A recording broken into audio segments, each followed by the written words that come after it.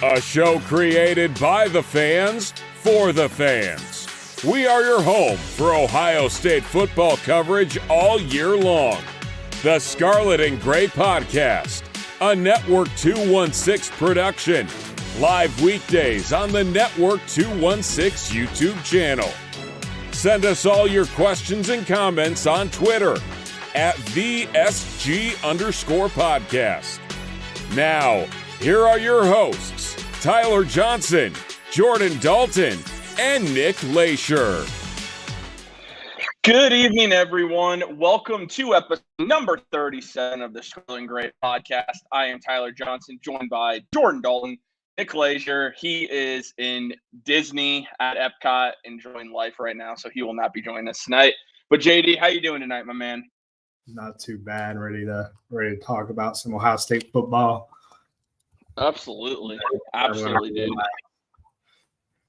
It's gonna be fun. This might get a little heated tonight, so I'm kind of excited for this because a lot of times I would say most of us agree, but there might be a little disagreement tonight. So this gonna be fun.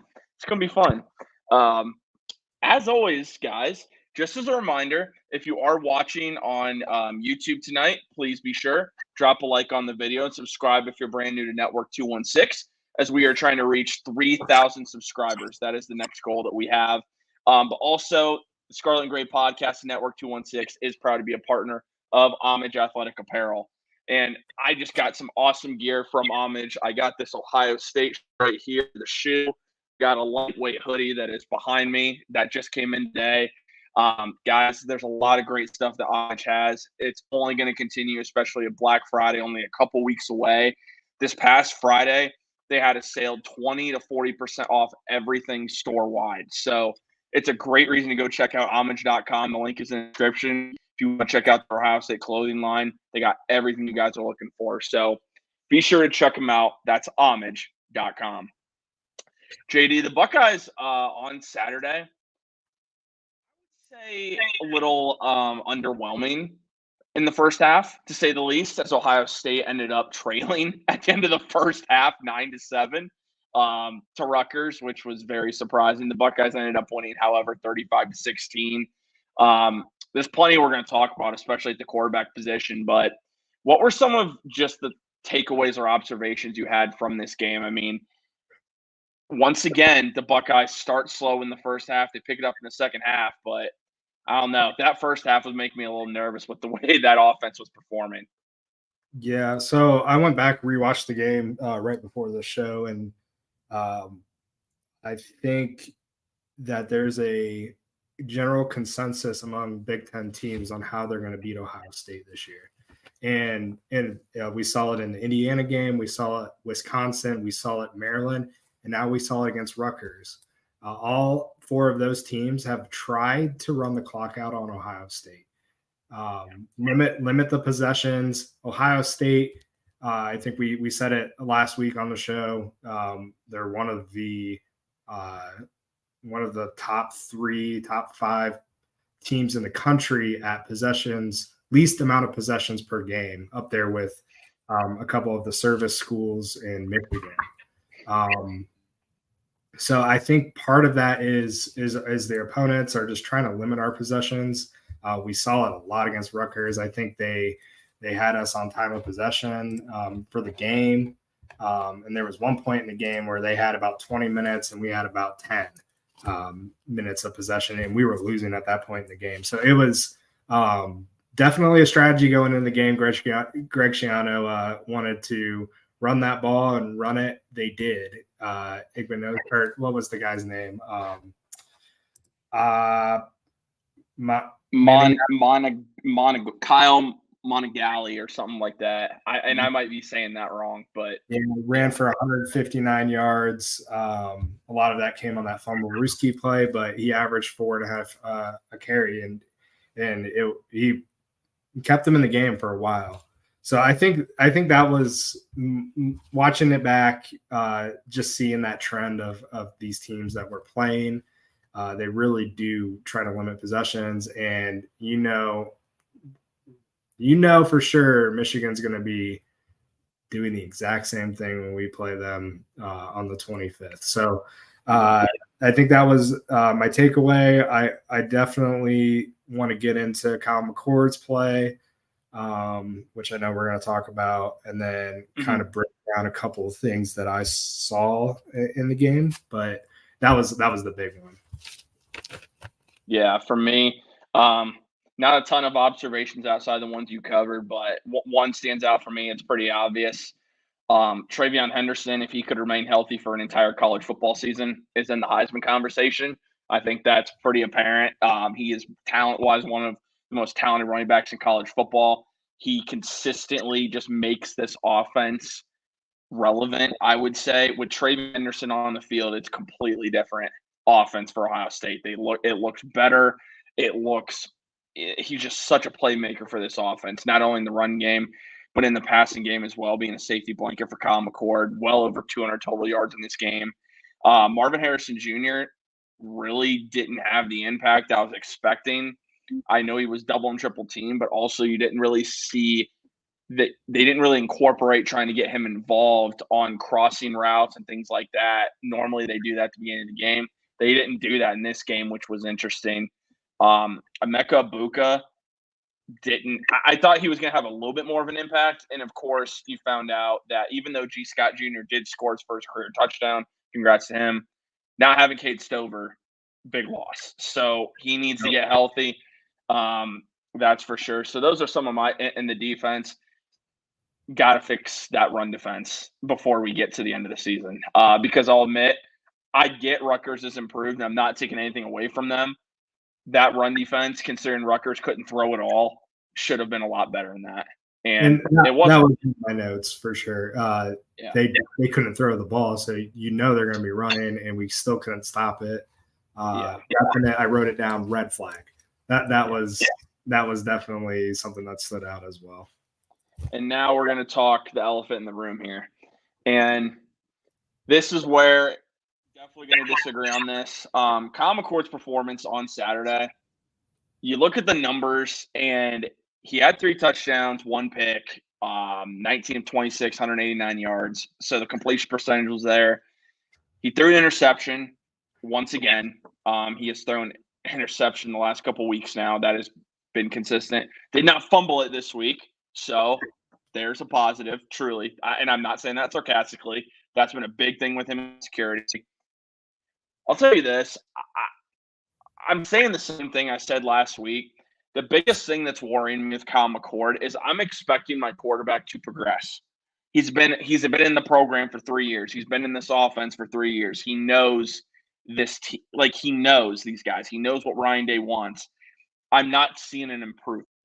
And that's where I'm to the point with Kyle McCord right now, unless he improves, there's going to be teams out there, and it very well could be that team up north at the end of the year. They know how to beat Ohio State. And you get to the college football playoff, if you bracket Marvin Harrison Jr. and you can limit TreVeyon, which let's hope TreVeyon's healthy when we get there because we just don't know with TreVeyon. This is a team that if Kyle McCord has to win you a football game, I'm just going to be honest. I don't think right now Kyle McCord can go up north and beat Michigan. If they contain – I just don't think he has it right now. Now, there's time. He's got a couple more weeks, but when you don't see progression from your starting quarterback after he's been in the system for this long, I'm starting to get concerned. I've been huge on Kyle McCord. I've been a fan. But the last couple weeks, I have not seen him get better. I've seen either stay right where he is, or in some cases, I have not seen progression. I've seen a little bit of him falling off of the groove he was in, especially when you have a pick the last couple weeks. That's not a good trend to keep going to. I don't agree. I think you. I definitely know you don't. I think you're looking at Kyle McCord through the lens of C.J. Stroud, and it's natural. C.J. Stroud was phenomenal last year. Ohio State's been blessed with a lot of really good quarterbacks. C.J. Stroud, Dwayne Haskins, JT. So I get it. I don't think Kyle McCord is CJ Stroud, and I don't think he's Dwayne Haskins. I think he's more of a game manager, and I think that's all right for this team. I think with the way that Travion's been playing, having Emeka coming back, getting that playing time, and then Marvin Harrison, I think we could still win the big games with him at quarterback.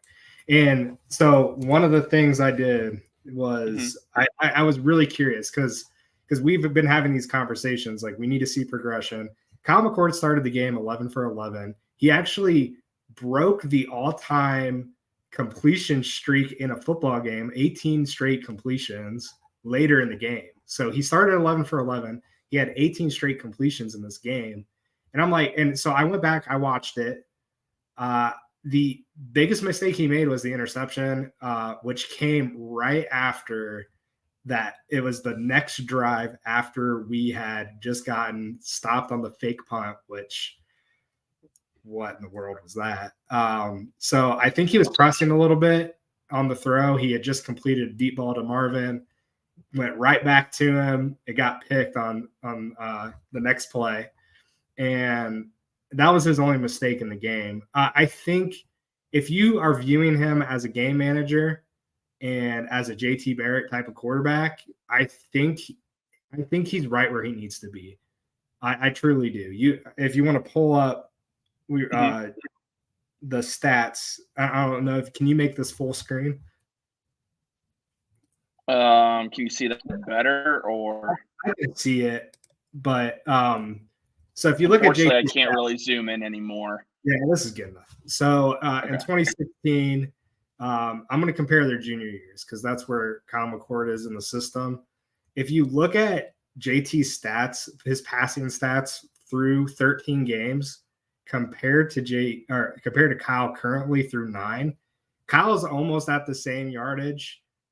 He's averaging almost 3 more yards per pass attempt. Pushing the ball down the field a little bit more, about 9.8 per attempt.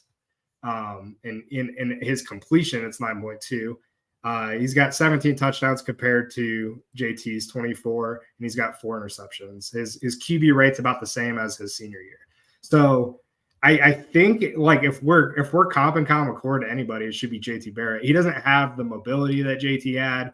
JT was obviously a dual threat guy. He could run the football. But just passing in game manager aspect, I think Kyle McCord is right there with JT. And if you compare Kyle McCord's stats to CJ's stats from last year, he's really not that far off either. Like the touchdown numbers are a big one, but just looking at completion percentage, just looking at his quarterback rating, they're really not that far off. Like it seems like Ryan Day's still calling the similar plays downfield. You're averaging about the same, 9 to 10. So like, I think Kyle McCord is doing fine for his first year as a quarterback. You would like to see him not throw that interception, but that's only his 4th of the year. So like, just taking it with a grain of salt, taking the step back, looking at these stats, and granted, there are different times in football. I mean, this was almost 7 years ago when JT was a junior and under a different head coach. But I think Kyle McCord is fine. And if you go back, you watch the second half, Ohio State's offense looked way better. We got Travion involved.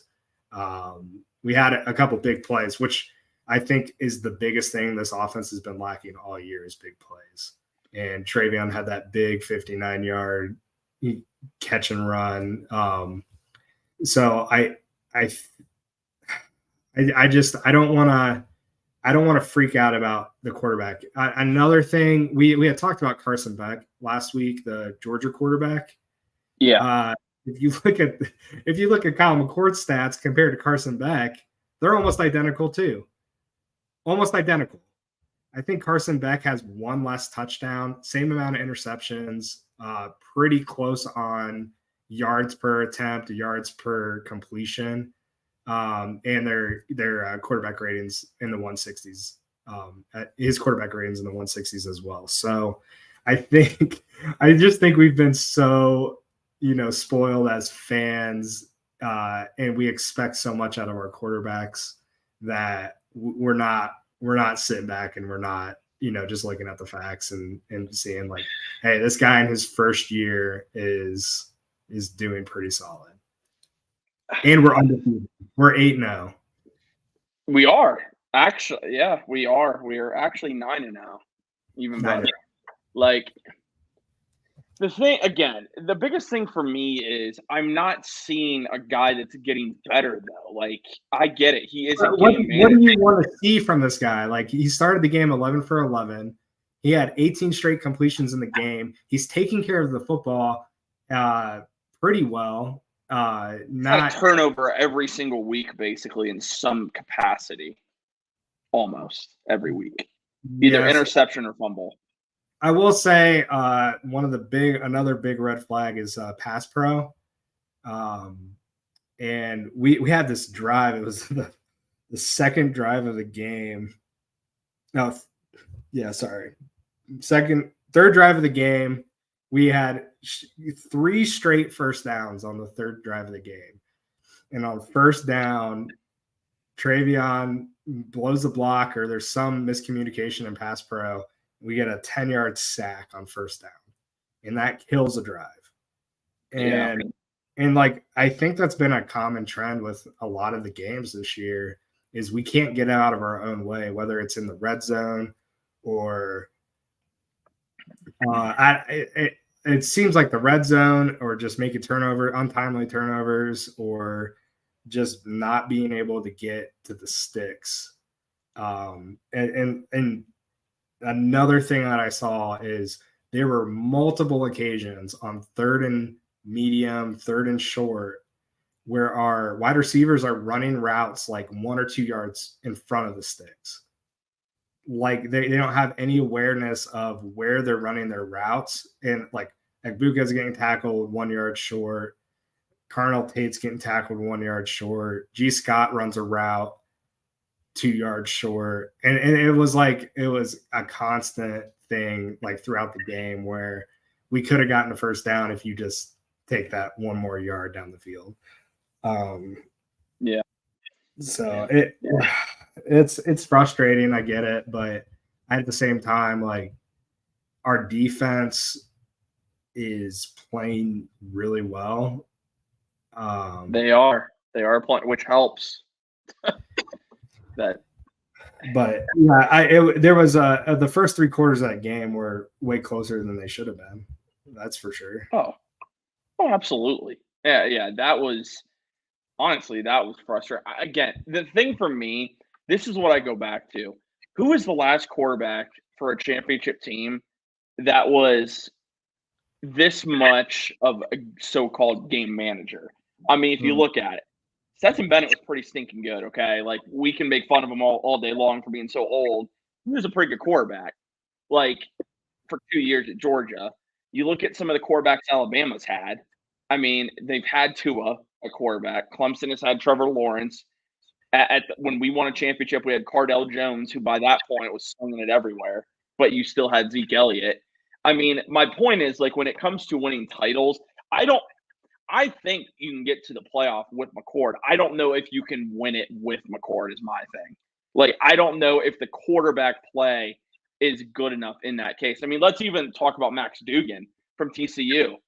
Arguably had a case to win the Heisman last year. I mean, he was phenomenal. Like, he was absolutely phenomenal in the college football playoff. And you look at it, J.J. McCarthy, who everyone wants to hype up all the time, he wasn't great. He was more of a game manager last year too, and Michigan didn't make it. Like, that's kind of my thing. I think to win a title in this day and age of college football, you need to have a quarterback that can from time to time carry your team to victory. And I don't know. We've only had one game where that was even required. And the playoff is a different beast. Yeah, but what happened in that game? We had to put it on his back, and he did it. The only time he's needed to do it this year, he's done it. So I want to see more of You want Against to see Michigan, I think against Michigan, he's something- going to have to do it. Against Michigan, he's going to have to do it. He's going to have to do it, but that's going to be pretty much the only time we're ever going to see it this year. Yeah, unless Buckeyes are in the playoff. Yeah, but we don't really the Notre Dame final drive was kind of his that was his biggest pressure moment. He came through. So So how does Penn State come into all this? The Penn State performance come into all this? Because that was not great. But we didn't lose the game because No. And that's kind of my argument, right? It's like we can win with him at quarterback. We have especially if we have our weapons. Like I think Cade Stover is going to be a big piece if he can come back healthy. That helps our run game significantly because Scott was not it blocking this week. He just wasn't. He was whiffing on a lot of blocks. He did a good job catching, but Cade Stover is also a relief valve in that passing game. So big loss if he's not on the field. Yeah, and I think that will help a lot. If we're fully healthy, I don't really think there's a team that can beat us. I really don't. Interesting. And we're missing a lot of players on defense as well. Denzel Burke was out, Lathan Ransom. That's two big holes. And then we ended up missing Proctor for almost the entire second half of the third and the fourth quarter. So we were down to our fourth string safety. Dude, we got to get healthy. Yeah. Got it. You got to get healthy before you go up north. I mean, right now, Ryan Day has said he doesn't know when Ransom and Burke are coming back. Hopefully that changes because you need them. I mean, I don't think you're not going up to Ann Arbor and beating them without Burke, Ransom. We don't even know Eichenberg's status because he left at the end of the game too due to injury. So now you've Tommy Eichenberg hurt. On top of that, Ibuka played, but I wouldn't say he necessarily looked like himself either out there. No. I mean, I'm worried about the injuries moving forward because we don't know Cade's status either. That concerns me more than Kyle McCord's play. That's all I have to say. That's fair. I don't think Kyle McCord is our biggest issue. I don't think he hurts this team.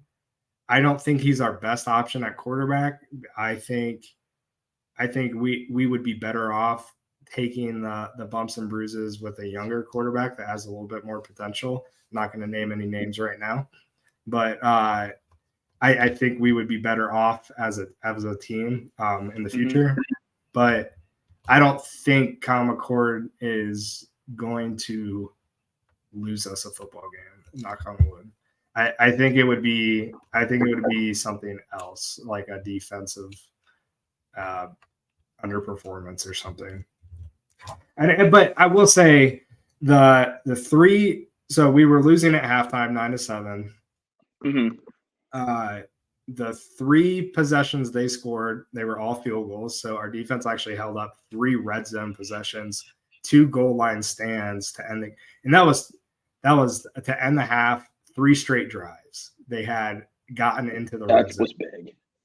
And the play was 4th down, fumble Ruski. The next one, we get the ball. We fake punt, which I don't think was the plan at all on that play. It was not. Ryan Day even said that was not the plan at all. He was actually pretty upset about it when they asked him about it. So fake punt, give them great field position, able to hold them to a field goal. And then Kyle McCord feels like he needs to push the ball downfield to Marvin, underthrows the ball, and Marvin was open. If he gets some air on it, he's going to have a completion down the sideline there. So that's an interception, and they get great field position from that. So the defense did really good just to hold them to field goals and really give them a chance to, stay in the football game. And then they come out of halftime, first drive, Rutgers gets the ball. goes all the way down the field, looking like they're about to score again on the fourth straight drive. And Josh Proctor makes one heck of a hit. Jordan Hancock picks it off and takes it back to the house. And that really kind of sealed the game for us. I think it kind of settled everybody, and then offense looked a lot better. Defense was able to kind of settle down and get some stops, and then make Rutgers a little bit desperate towards the end of the game. So after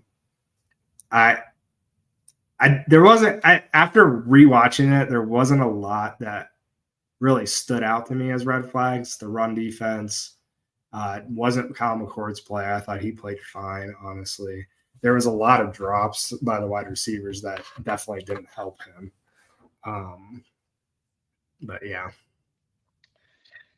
I mean, fumble risky play, like Nick said, was fantastic. I'm going to give credit to Rutgers. That was absolutely executed beautifully. I mean, it was awesome. That was one of the best trick plays I've ever seen. Oh, 100%.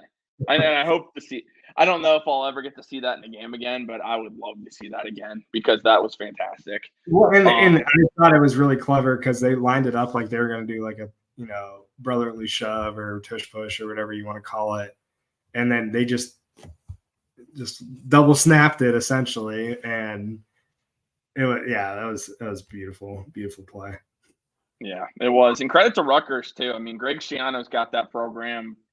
I mean, back to, I would say, the best they've been in a while since actually he was there last with Ray Rice and Brian Leonard. So yeah, he's got Rutgers at least back in, at least looking relevant. So that's pretty cool to see, especially considering everyone makes fun that Rutgers is the doormat of the Big Ten. So good for them for at least being bowl eligible. They played Ohio State tough. I'll give them that.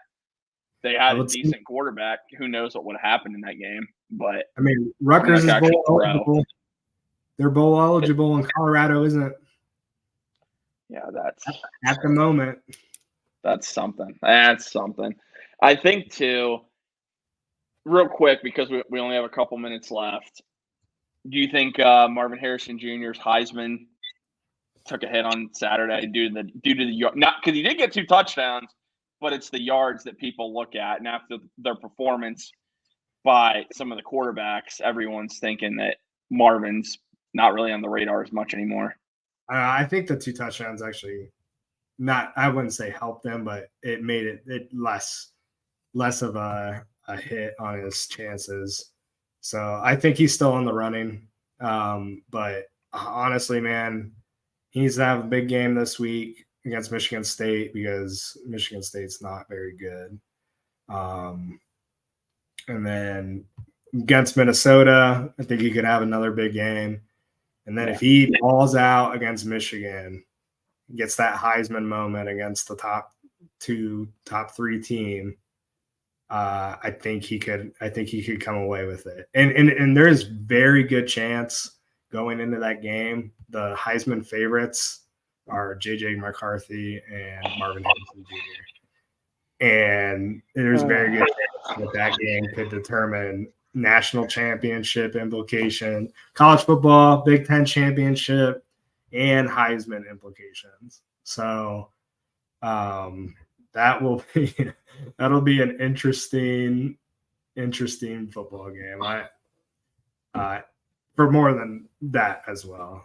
Oh yeah. I think Marvin's still in it, but again, when I mean ball out, he's got a 150 yards, touchdown or 2 to end the year. If he does it when he goes to Michigan too, and the Buckeyes remain undefeated, it'd be hard at that point to deny him the Heisman. But anyway, we're not going to get into it tonight just because we don't have time. Next week, as we are going to talk about what is going on up north, there have been a lot of indications that a ruling that University of Michigan will be punished here by the Big Ten. We're not sure what that's going to entail yet, but then Michigan is prepared then to sue the Big Ten. So it's looking like a huge mess. But we're going to talk a lot more about that next week because there's a lot to get into to that with just a lot of different details. But anyway, we really appreciate you guys tuning into this episode of the Scarlet and Gray podcast. Just as a reminder, we just take a second as always, drop a like on the video, subscribe if you're brand new to Network 216 as we're trying to reach 3,000 subscribers here before we get to the end of the year.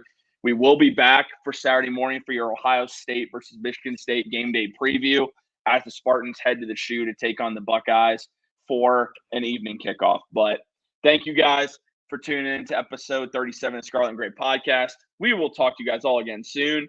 And as always, go Buckeyes.